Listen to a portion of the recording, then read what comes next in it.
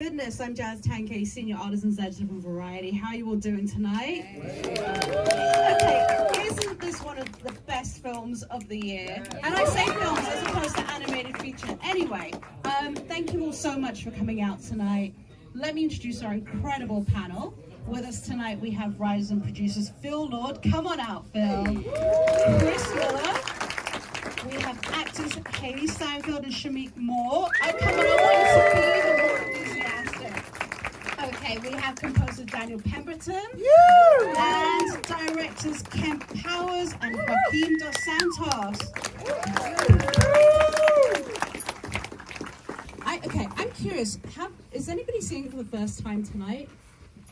Look at that. Look at that. Nice. How'd it go? How was it? How to play? You're like, wait, how to play. Nice. You're like, wait, how did you leave it on that ending? Yeah, sorry about that. First of all, congratulations to you all. My jaw's still on the floor. Like that, the animation is incredible. The character development. Come on, let's get a round of applause there.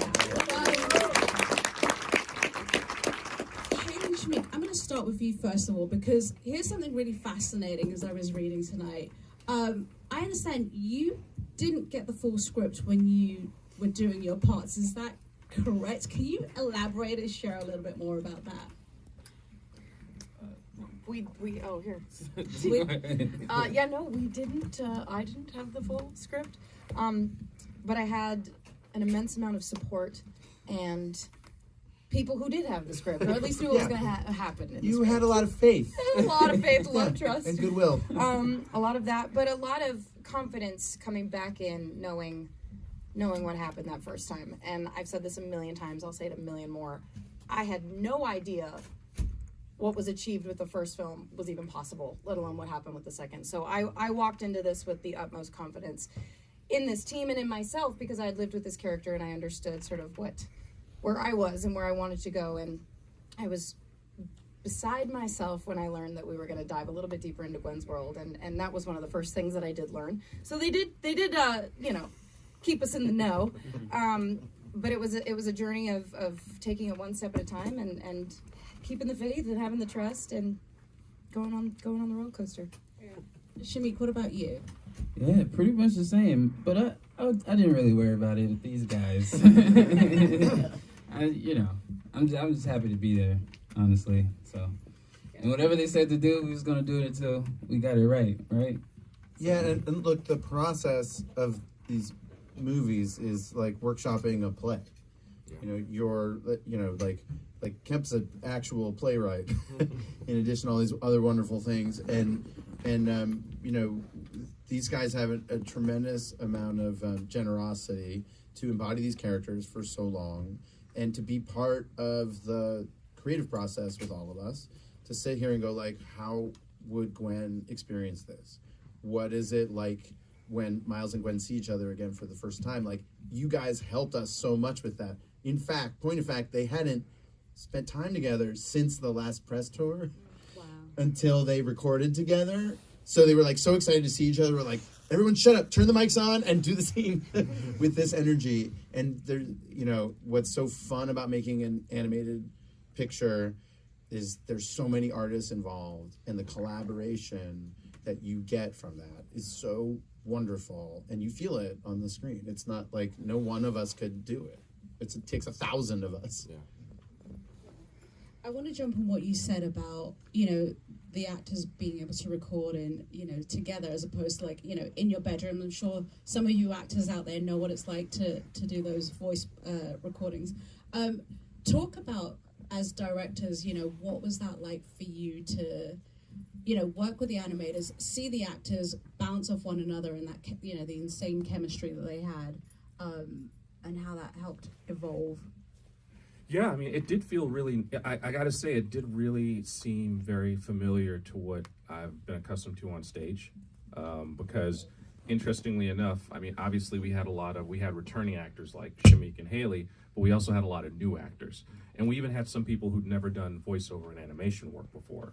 So this was like, it was a really interesting thing, because when they come in, we have a picture of a character, and then one of us like talks about it. They're like, so this is your character, you're gonna be this guy, and they're like, well, is the script there? And it's like, no, not yet, but let's just like talk about this character, and it's a conversation.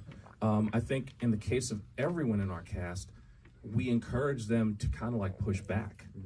You know what I mean? Because, you know, Phil and Chris are such brilliant writers. Dave Callahan did such a great job. You know, I write as well, so I'm going to have my feedback. But at the end of the day, the actor is actually, I think, the best versions of a film are ones in which you engage actors as collaborators. And that's really what they should be. I think there's a bad version of animation voiceover where people think of it as like you just come into a booth, you do a couple of lines, it's an easy job. If you're doing it right, it's actually not an easy job. It's actually incredibly complex, challenging, emotional work, because your physicality is not going to be seen in the film. The physicality is going to be done by the animators, and it's syncing those two things up. So I mean, we always say that like the actors are half of the character and the animators are the other half of the character, and those two sides don't even meet one another. So, you know, we record the actors' performances, but animation is not mocap. We're recording it just so that the animators can get an idea of what the actor's looking like as they're doing those things. But collaboration, it almost seems like a cliche. We say the word so much, but that really is the truth of it. And I have to point out that like, you don't always have this level of collaboration in films like these. Sometimes it is kind of like paint by numbers. And this was the opposite of it. It really did feel like we were making like the world's biggest animated piece of theater. And it is very theatrical. You know, you'll notice things like dramatic close-ups that you often only get in live action. Like that, those were incredibly conscious decisions. That's why I think I even blanch when people like say animated film. I'm like, you mean film? Because a lot of us do live action as well, and this is a film, just like every other film that I've worked on, and these guys have worked on. It's just a film. Yeah, when you get actors to be able to, we didn't always get people together, but when we did get people together, the scenes were really elevated because you had somebody to react to, and they were really in the moment. I think about the scene with you and Issa that we did together, and when you got the two of you together, the dynamic, we finally found what the dynamic was, and the stuff that you did with Shay Wiggum, who's also a super genius, and we had you guys do a pass where you would just breathe, so we could get your breaths in the scene, so it didn't feel like just go in, say the line 3 times in a canned way, and then walk out. And so it really was this like evolution where we could find the scenes and find the moments and get the best version of the movie. I just want to go back to what Kemp said, the animators. 1,000 animators worked on this. Can we give 1,000 artists and filmmakers. Just so people understand like the scope of how big the film is. Daniel Pemberton, your score. Performed it live in concert a couple of weeks ago. I mean, this is wall-to-wall scoring. There's so many different multiverses that you're scoring for. What were the conversations that you had? I'm assuming you got to see to have access to the full script. I would say it's a very, like the Spider-Verse world is a very fluid world where things can always be improved, and they are improved constantly. Yeah, I mean, the first thing I had was, me, Justin, Joaquin, and Kemp, and I got shown like the kind of amazing worlds they were creating, like the different art styles. And one of the things that's, straight away blew me away was just the sort of insane level attention to detail of all these different worlds and the different approaches and the different art styles. And that was like my first way in, was trying to I basically had to write different scores for each universe and for each character. I got to spend more time with Gwen finally, which was nice, and create Gwen's world, which had like this beautiful kind of watercolor, textual, dreamlike quality, and I wanted that music to be influenced by that, and also her background as a sort of drummer, and I wanted to create something that had each world had its own sound in the same way as an art style, but at the same time they could all combine at the end and all interact with each other. But another thing that's been amazing working on this is, you know, I know they're here tonight, but the voice performances on this, I had to see over and hear over and over again. And every time, they were so inspiring because they're such good performances. And it's weird, I was watching them, they felt so natural. And every now and again, I'd be like, these are amazing. Like, they never, ever got boring. They always inspired me. And they were generally a big part that would inspire you to write scenes that were emotional or exciting, because I'm reacting to both the artwork, the story, the performances, everything. Yeah. Sorry. It's true. I love that. To what Daniel said about, you know, the voice acting is incredible, and, you know, what is your process in preparing for this? Hailee? You know, it's funny. I think I may have fallen into the misconception of voice work before I hit the ground running with this, in thinking that it is as simple as walking into a booth and wearing your comfy clothes, and you get to set the lighting and whatnot, and you're on your way. I very quickly realized that to approach it any differently than any other character in any other type of film, live action, for instance, would be crazy. This is a real character with a real story, and these characters are so human. It blows me away when I will never forget seeing both of the films for the first time and feeling like I feel like I was there. I feel like I was doing that. I feel like I was in the trenches. I feel like I was swinging from those buildings. It feels so grounded.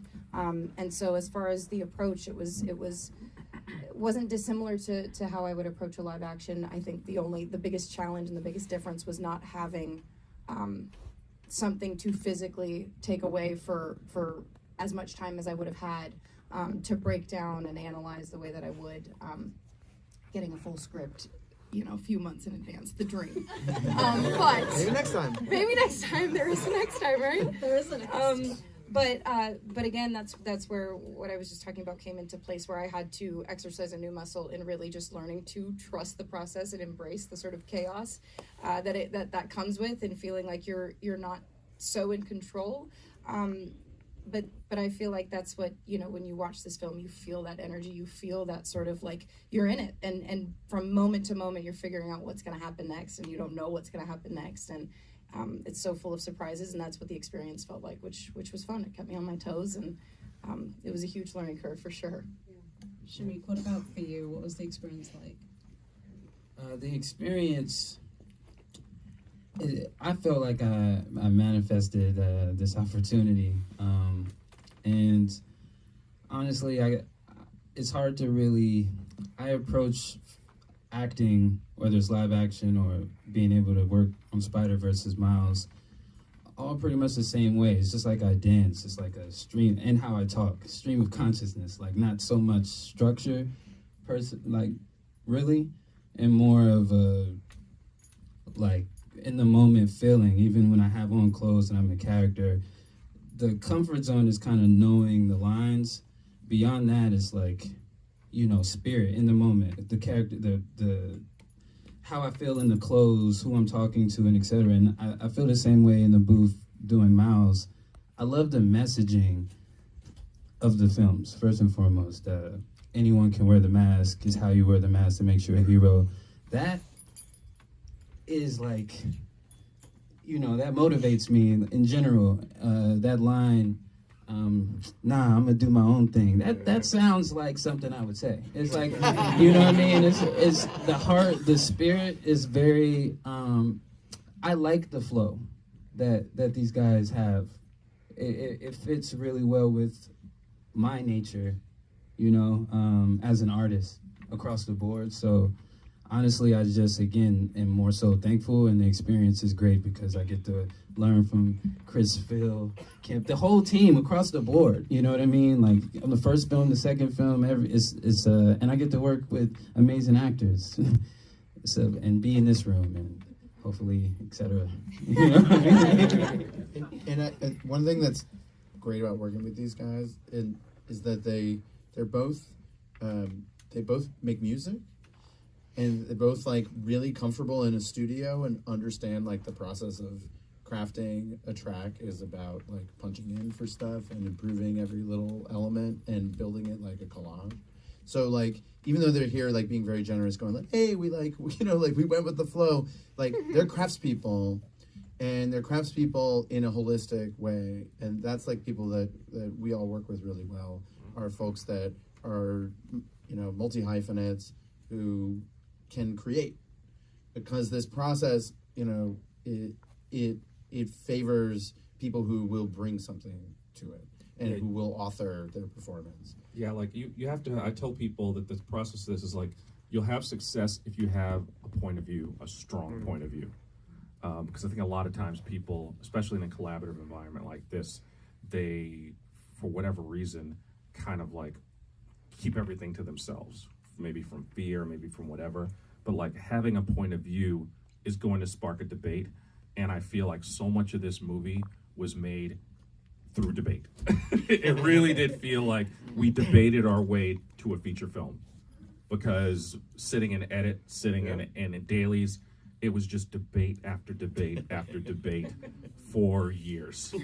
And nuggets, so many of the best moments in the film came out of debates that we had about what we were trying to do, what are some of the emotions we were trying to get across, the feelings that we were trying to have, as opposed to just story math, if that makes sense. Yeah, like Daniel Kaluuya, who plays Hobie, Spider-Man Punk, he came with a very strong point of view. He's from Camden, the home of the punk movement, and we really wanted him to do this part because he felt like he embodied the thing, but he came in with a point of view like, I don't want to just be a jester, I want to affect the plot, and so we went back and rewrote the script to make him more necessary in this movie, so that the irony of the person that Miles thinks he's going to hate the most, the guy who's cooler than him, it seems, the guy who has a good relationship with a girl he likes, ends up being his only ally when everybody else doesn't have his back. And those little moments that we added made the thing, and he knew exactly how to take the character that he wanted to do and what would be accurate for the people back home. You don't ever get to hear him speak in his regular voice. He's always doing an American accent and everything, but that's his natural voice in this movie. But that's just one example, and everybody across the board came in with a very strong point of view, a very strong take about what they should do. Think about when you watched the film for the first time and it was almost finished, you had like a notebook full of notes of going like, in this shot here I'm running, but my voice doesn't sound like I'm running. Let's re-record that for this.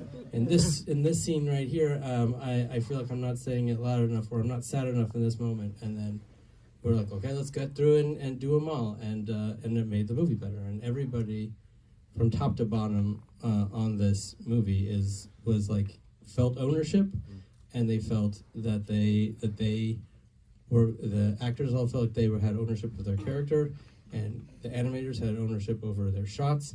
The lighters had ownership over what the aesthetic of the shot was going to be. Every shot was completely bespoke. Every shot is a VFX shot, and every shot was like reinventing the wheel of how an animated movie can look. And so for the 1,000 people making this movie, everybody took ownership, and that's why it feels so special.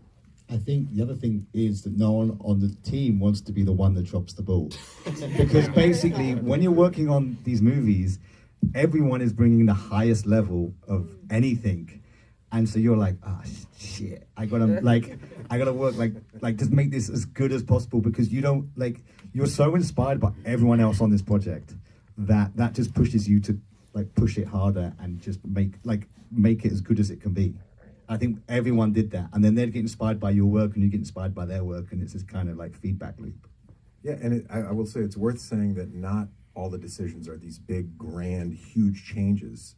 In that scene where Miles ends up running from Miguel's laboratory, there was a version of that where Hobie didn't give him the suggestion to use his palms, but that small shift really changed the intentionality. He had like an advocate on his side, and this character was now, you're sort of like rooting for him in a very different way. And it was such a small thing that happened there, but it made a scene that was sort of like at a 70 work at 100. I love that scene. Yeah, and it's subtle, you know, it's subtle. I love that moment. Yeah. Me too. I love that moment. It was a moment for me. Well, the characters aren't sealed off from one another. That each person's personality, it's a reflection of the way the movie's made, affects the other characters. So that like Hobie's like point of view gets inside Miles' head. It changes who he is. That's what we did for one another. Like all these great filmmakers that we got to work with. Like we made each other better. We made each other smarter. And like I'm a better filmmaker for being with all these nice people. I want to talk about the animation style, because the animation style, my gosh, like it's raised the roof as far as like, you know, what a film can look like. I mean, talk about the journey, because what was it, 4 years? Yeah, 4 years, 4+ years. Yeah, I mean, you know, What's I think a year? What is a year, really? I mean, let's talk about that. I think, you know, I came on at the tail end of the first film, and I remember the industry sort of like had this huge like ripple shutter effect when the first trailer dropped, and it was like, uh-oh, something different's about to happen. Then the film comes out, and it starts really landing and affecting people. And I remember sitting we had a small screening room at Sony, and we screened the first one, and Phil and Chris were sitting in the row in front of me. They turned around, they said like, all right, so now like, how do we make this like bigger? And I was like, dudes, I don't think it gets bigger. Like, I think you guys did it. But I think what the first film allowed us as filmmakers to do was it gave us permission to really try different things and try different tones. And it wasn't about going bigger and the set pieces getting bigger. It was like, how can we make Miles's journey and Gwen's journey a different journey for this film? How can you know, their arcs take ownership of this film and allow us as filmmakers to tell different stories? So it wasn't necessarily the animation style, which is absolutely revolutionary, and so many people brought so many different things. It was the fact that these characters were allowed to evolve, and the animation supported that evolution. I love that.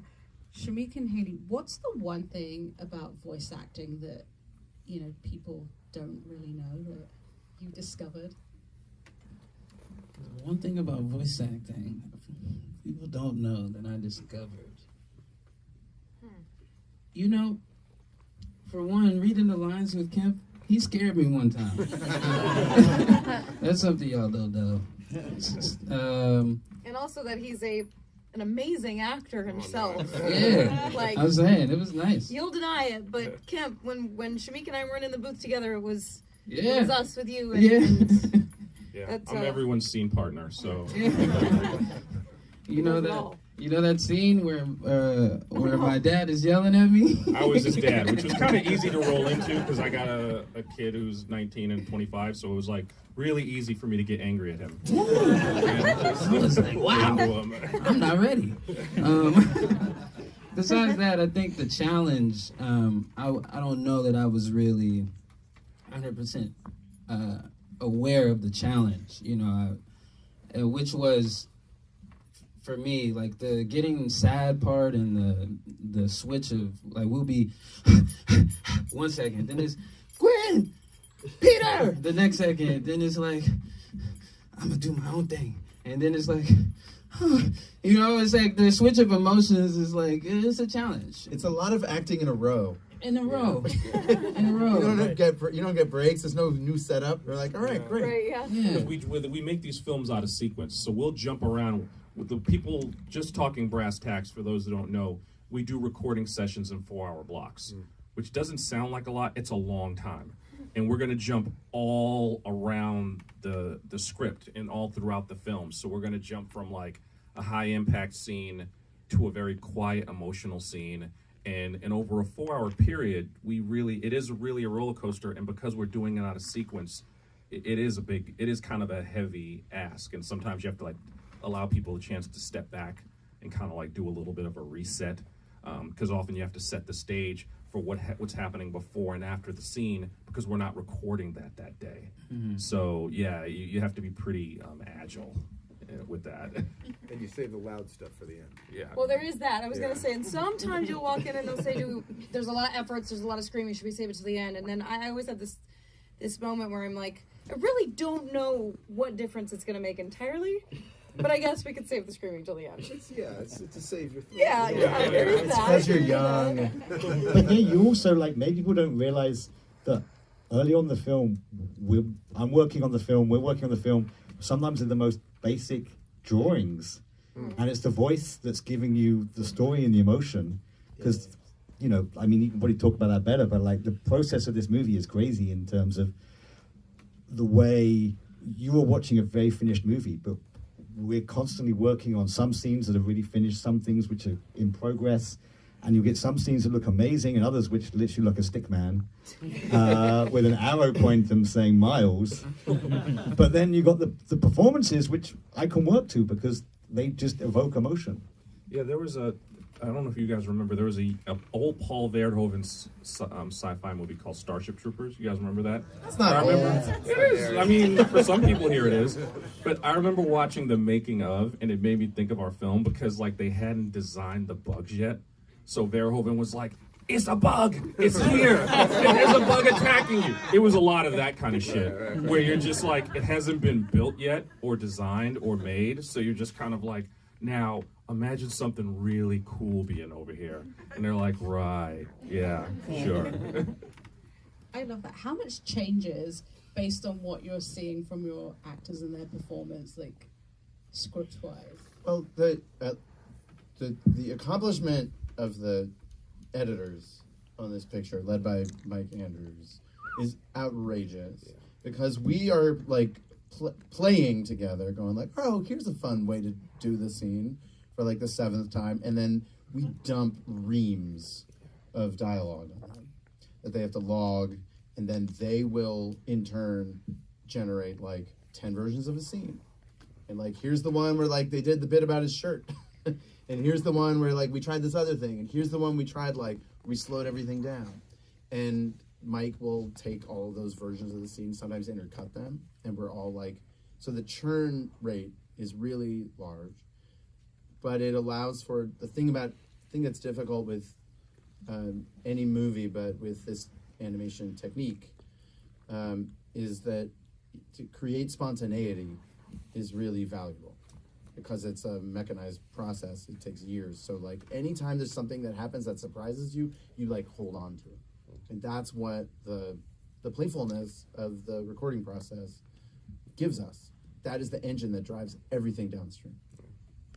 I will say, you know, I'm coming from TV, and maybe it was your guys' TV writing, but there was a point where we were all in the records early on, and we would get this run of like a text message chain, and it was like Phil and Chris going like, doing with a smile, doing with a thing, da-da-da. And I was like, holy crap, we have a script, guys. They're like, can we just do what's in the script? And they were like, we're going to do all these. And what I will say is that it led to spontaneity because then it gave, you know, the performers the freedom to just go like, oh shit, I'm just going to do this the way I would say it or the way my cousin would say it. And that's where the spontaneity came in. But it threw me for a loop for the first like 2 months. It was like, guys, are we going to try 1 million versions? There were like 1,000,001 versions. Yes. Yeah, the spontaneity thing, like for me, that's one of the most exciting things about these projects. Is like it's never set in stone. Like the famous one we had was we were doing this record scratching for the score over the scene when you first meet Miles. Like you know, when after the titles tells you what he's been doing, and we kind of scratched all these noises in that sequence. And like when he's punching someone, we're scratching a punch sound. With spray cans, we're scratching spray cans. There's a bit at the end with a goose, when he hits a goose, and a goose gets caught up in their fight. And suddenly I was like, we should record scratch a goose. And so I was like, let's just get a goose sound. We got goose sound, and we got the DJ to scratch it. And I was like, this is brilliant. And I was up till about midnight in the studio, working through the overtime costs in the studio, scratching goose honk sounds, which ended up in the film and maybe is my favorite part of the score. In fact, I record scratched a goose. We recut the scene, Yeah, and took out the dialogue so that we could feature the goose scratch.